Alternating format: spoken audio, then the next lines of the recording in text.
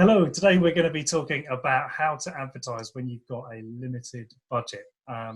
We're talking about how you can still achieve some marketing without having to buy the solution or pay for clicks, pay for ads, that kind of thing. So essentially, the message that we're trying to get across is that you shouldn't stop doing marketing. You should just be more creative with the marketing you're doing.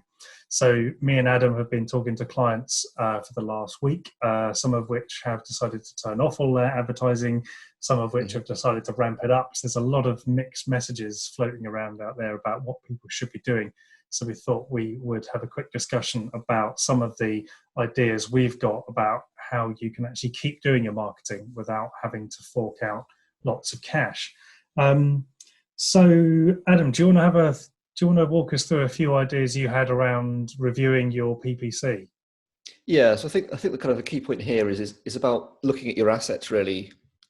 Before you dive into the PPC too much, it's about just understanding your business and kind of going, well, okay, if you've not got bags of cash to spend here, and like you did say maybe 2 weeks ago, 4 months ago, or however long it was, is about what can you do now with your assets and what do you have internally. If you are still spending money on PPC, then I think it's really important to just take a more critical look at that if you've perhaps not been on top of it, because I think everyone's a bit guilty of letting it kind of just sit there and run along. If anything's basically giving a return on investment of less than 3 to 1, I'd just kill it immediately, and then look at the other campaigns and kind of how they're performing and review them independently if they're doing slightly better than that, because it will depend on how much they're costing you. I think the easiest way to do that, if you've got conversion tracking set up, is there is a column you can put in there, which is, I think, I can't remember exactly what it's called, conversion value over cost, something like that, and it will just give you a figure of like 14 to 1, 5 to 1, or like if it's below 1, that it's you're spending more than you're actually getting back, and then some. So I think that's a really easy way to just look at the account and get an immediate look of where is this money going, what's bringing stuff in. And quite often I think you'll find that the branded campaign, so people searching for your company, if you are running a branded campaign for your company name, that will be what is bringing in all the money, and just keep that running because it is always going to do well. I think outside of that you can be more critical, but Yeah, I think the other campaign that I've seen working quite well is retargeting. yes, So of whether you're course. doing retargeting on Facebook or whether you're doing it on Google through the display network, retargeting obviously is based on a smaller audience because you're not going out to get new people. You're just revisiting those who've already been.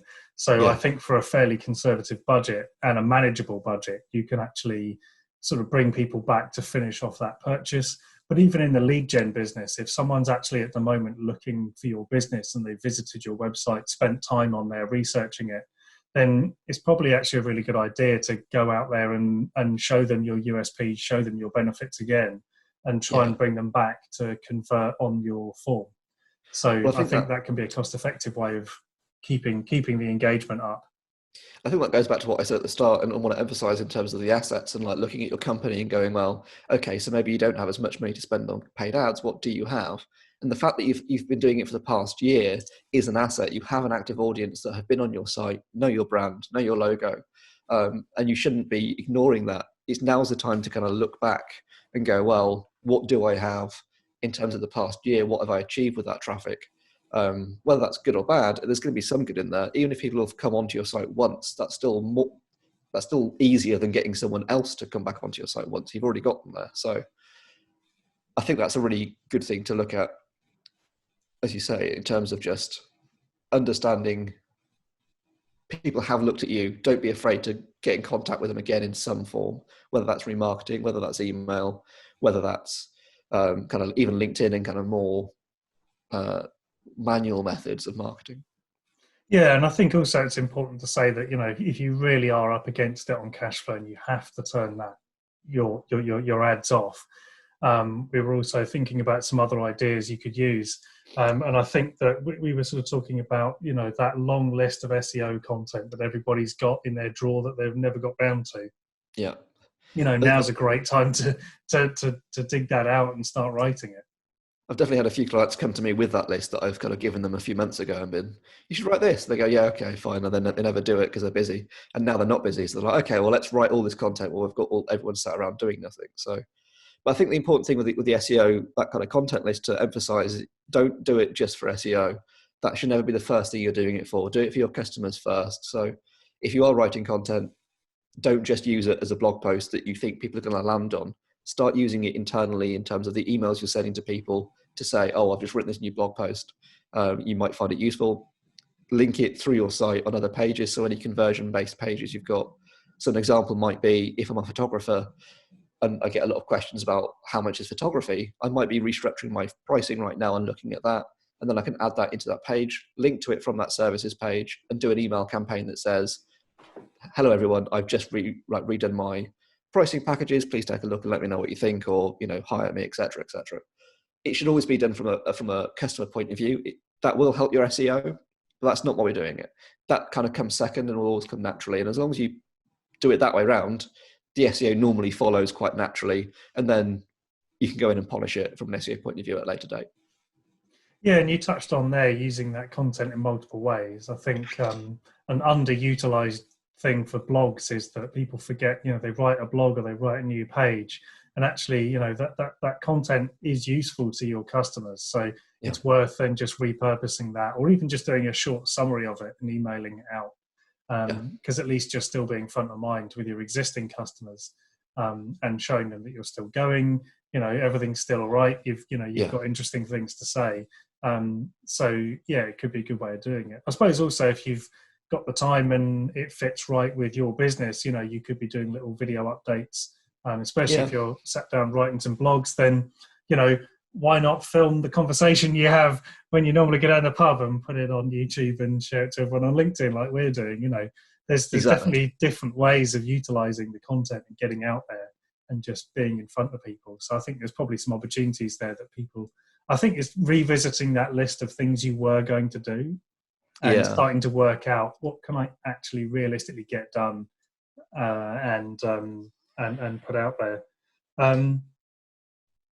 I think the other thing that I've just noticed would be potentially a good thing to do would be to look at your, if you're e-commerce particularly, there's often a few things that I look at on e-commerce sites and I think, well, that's good, but they need more data there. Like, all of the product details are missing, or there's some product attributes that are still in a spreadsheet on your shared drive. They're not on your website, that kind of thing.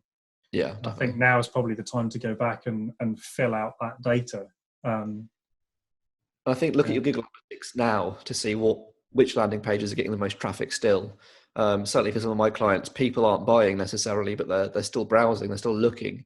So now's the time to identify those top landing pages, those top view pages, and just polish those to be as conversion orientated as possible. Not in an aggressive way, but just add value to those pages in terms of, as you say, attribute tables or more images, or now's the time to do like another photo shoot or record some video.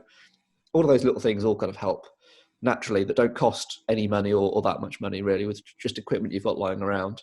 I think I wouldn't be afraid to use your phone to do videos. If it's a bit rough, I think that's fine, unless you've got a really polished brand. Having that there is better than nothing, because it still gives people more information.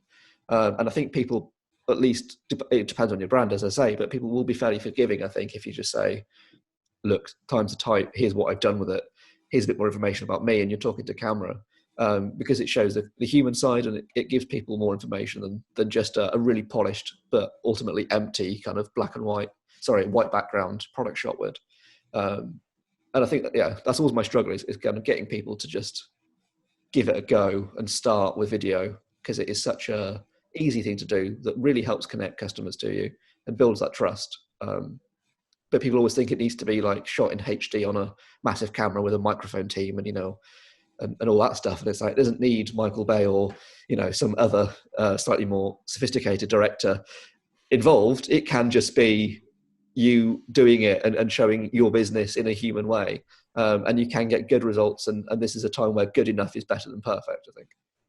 Yeah, and I think everybody's in that boat, aren't they? And I think people globally are understanding that actually business is although, the big, sleek product presentations do have a place, I think for a lot of smaller businesses, it's not as critical as it was, because ultimately a lot of the big brands have pulled back from their spend. So I just thought that actually one of our clients, they were competing against one of the big high street brands up until 2 weeks ago, where that high street brand just stopped all of their Google ads.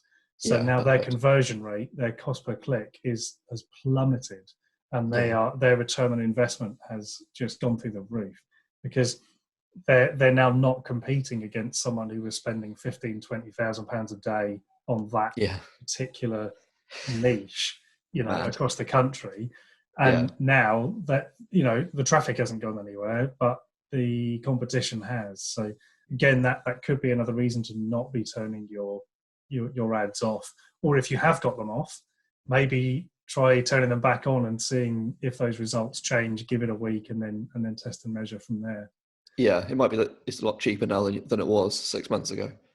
Yeah, I think I've seen the opposite being true for brand awareness on Facebook at the moment, Yeah, just because there is so much being posted.